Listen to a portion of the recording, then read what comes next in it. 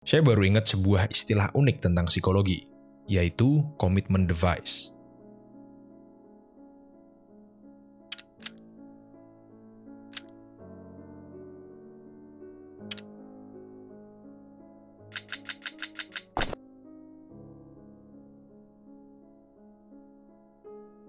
Commitment device adalah sebuah istilah di mana ketika kamu mengambil sebuah keputusan dengan kepala dingin yang tujuannya itu untuk mengikat atau menahan dirimu sehingga kamu tidak melakukan hal yang nanti akan kamu sesali. Kenapa? Karena sebetulnya di dalam diri kita itu ada dua jenis diri ketika kita menghadapi suatu godaan. Pertama adalah diri kita yang sekarang. Yang kedua adalah diri kita di masa depan. Diri kita yang sekarang itu memiliki sifat yang hidup pada masa kini, di mana kita cuma berpikir sekarang dan saat ini dan memilih godaan, kenikmatan, atau keinginan. Sebagai contoh, misal saya kepengen mendaki Gunung K2, gunung yang cukup berbahaya, di mana hanya 73% dari pendaki yang bisa kembali hidup-hidup. Saya memilih mendaki gunung itu. Itu adalah keputusan dari diri saya yang saat ini. Lalu, di lain sisi, ada diri saya di masa depan yang memiliki keinginan hidup dan pensiun, hidup tenang, damai, dan santai di pedesaan, bersama beberapa peliharaan dan mungkin bersama istri saya. Nah, lalu kenapa kita harus memiliki commitment device? Karena menahan godaan, kenikmatan, atau keinginan itu sangat sulit. Sebagai contoh, kamu sekarang gendut, kamu suka makan dan minum yang manis-manis. Lalu kamu tahu bahwa kalau terus hidup seperti itu, maka di masa depan kamu akan terkena diabetes. Nah, agar di masa depan kamu nggak terkena diabetes, kamu harus diet dan menghilangkan kebiasaan makan manis. Diet, olahraga, dan menghilangkan kebiasaan makan manis, itu nggak mustahil kan? Tapi kenapa banyak sekali yang nggak bisa melakukan itu? Karena mereka kurang self-disiplin, dan akhirnya kalah dalam menghadapi godaan, keinginan, dan kenikmatan. Sama seperti minum alkohol, ngerokok, nonton porno, berjudi, bahkan makan nasi padang yang penuh kolesterol. Itu susah untuk kita hentikan. Menahan godaan itu sulit, karena kita bertarung antara diri kita saat ini melawan diri kita di masa depan. Meski kita tahu hal-hal tersebut tidak baik untuk kita, tapi kita tetap lakukan. Kenapa? Karena memang dari awal pertarungannya itu nggak adil. Saat ini melawan masa depan. Ya jelas, diri kita saat ini yang lebih memiliki power dan kontrol dong. Saat ini gitu. Kita sekarang dengan pemikiran sadar kita, apalagi kita masih muda kan, badannya masih sehat, masih kuat. Kan gampang banget tuh tangan kita yang masih kuat dan sehat, ngangkat donat, ngangkat kue, ngangkat botol alkohol. Sedangkan diri kita di masa depan kan masih jauh. Dia nggak punya power dan kontrol. Maka dari itu, diri kita yang sekarang itu bisa melakukan apa aja tanpa memikirkan konsekuensinya. Nah, untuk menyeimbangkan perlawanan dari diri kita di masa depan, melawan diri kita saat ini, kita butuh yang namanya commitment device. Misalnya ya, melimit kartu kredit kita, bikin prinsip bahwa kita tidak boleh bawa junk food ke rumah, melimit penggunaan HP kita agar kita nggak scroll TikTok, dan sebagainya. Sebagai contoh, dulu saya waktu lagi disiplin-disiplinnya, untuk membuat diri saya tetap disiplin terhadap beberapa rutinitas sehari-hari. Misalnya, baca buku 2 jam, olahraga 1 jam, dan sebagainya. Kalau saya nggak melakukan itu dalam sehari, saya berjanji akan membuang uang 500.000. Buangnya kemana? Terserah. Intinya saya harus keluar 500.000 hari itu.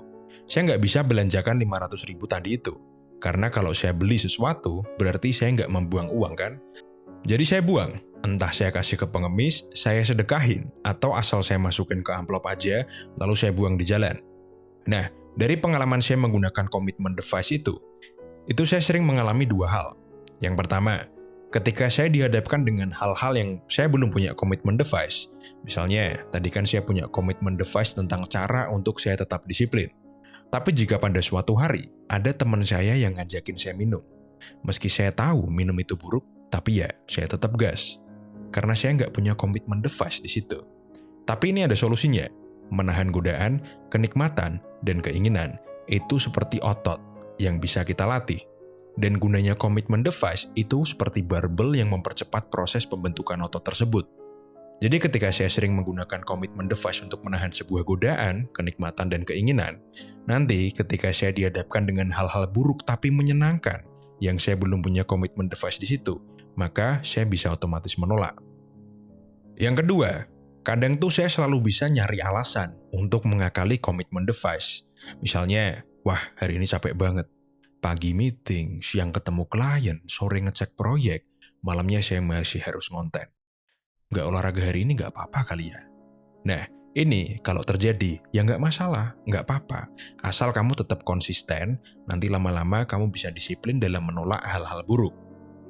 Selanjutnya, kita akan masuk ke salah satu alasan utama di mana kita perlu memiliki dan melatih komitmen device, yaitu tentang menabung. Diri kita di masa depan pasti selalu berharap bahwa kita sudah menabung dari lama, sehingga nanti ketika kita butuh uang atau mungkin kita pensiun, kita siap. Tapi diri kita di masa kini, ini mau agar kita hidup secara konsumtif.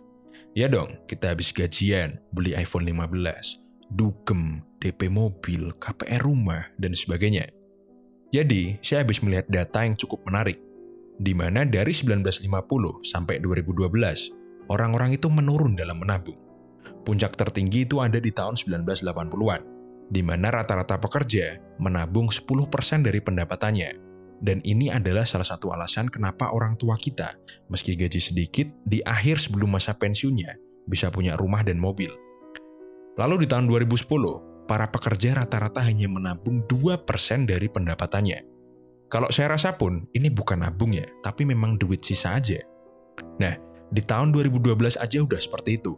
Apalagi sekarang 2023, di mana pola konsumtif kita sudah meledak berkali-kali lipat dari tahun 2012. Nah, dari proyeksi data itu, 2 dari 3 generasi baby boomer dan milenial itu tidak akan bisa pensiun dengan nyaman. Bayangkan, kacau kan? Apalagi nanti ketika ledakan bonus demografi, di mana pola konsumtif kita akan meningkat lagi, sedangkan lapangan pekerjaan semakin sedikit karena banyaknya generasi usia produktif. Bisa jadi, ada kemungkinan bahwa Gen Z itu akan jauh lebih sulit untuk pensiun daripada generasi milenial.